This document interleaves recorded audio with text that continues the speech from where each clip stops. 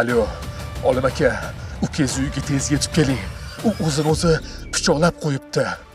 Rostdan ham voqea shunday bo'ldimikin yoki marhumning turmush o'rtog'i aybini yashirish maqsadida ushbu bahonani o'ylab topdimi?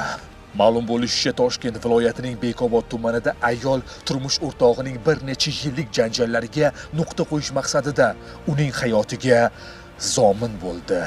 Aniqlik kiritilishicha, sudlanuvchi ayol 1984-yilda tug'ilgan. U 2005-yilda turmush o'rtog'i bilan oila quradi. Ayol uzoq yillik erining janjallariga chidagan bo'lsa-da, ammo 2024-yilning noyabr oyida sodir bo'lgan voqeaga bardosh bera olmaydi va turmush o'rtog'iga oshxona pichog'i bilan jarohat yetkazadi. Erkak olgan jarohatlari sababli voqea joyida vafot etadi. Ish hujjatlarida keltirilishicha, ayol erini pichoqlaganidan so'ng o'tkir tig'li jismni turmush o'rtog'ining qo'liga ushlatib qo'yadi, xuddiki eri o'zini o'zi pichoqlagan deb ko'rsatish uchun. Shunaqa voqea bo'ldi, tez yetib keldim. Kelsam, baqirib o'zimizni pichoqlab.